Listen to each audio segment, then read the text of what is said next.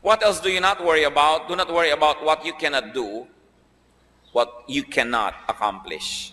Yan na nga po yung binabanggit natin. Kaya nyo ba na palabasin ang ugat mula sa buto ng isang halaman matapos yung maitanim ito? No. Pero kaya nyong itanim? Yes. So, yan ang alalahanin nyo, itanim.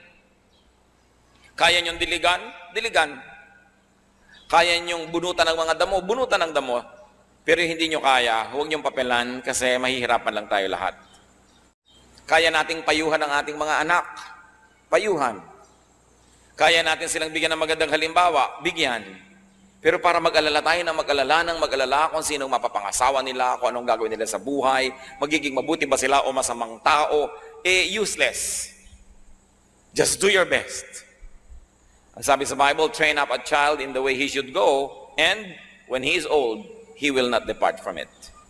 So do your activity in the right time. When the child is young, teach. And then, sit back and relax at anihin ninyo ang bunga ng mabuting pagiging magulang at ng mabuting pagpapalaki ng anak. Generally speaking, pag pinalaki mo ng mabuti, generally speaking, magiging mabuti rin yung tao. Sobrang exceptional pagka hindi pa naging mabuti yan.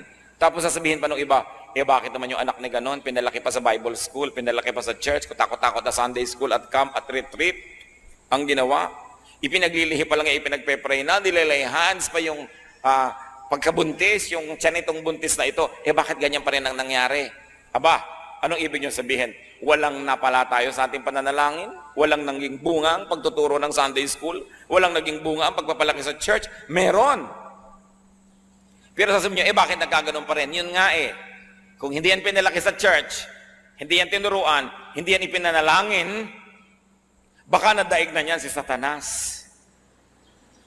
Kaya yung may nagawa pa rin mali, huwag mo sasabihin na baliwala ang lahat ng pagpapalaki.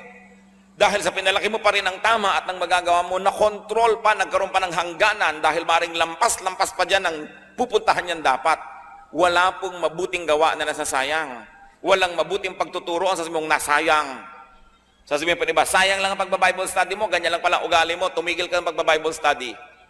Sabi siguro, kung hindi ako nagba-Bible study, inilibing na kita ng buhay. Kaya pasalamat ka, nagba-Bible study ako, iniirapan lang kita.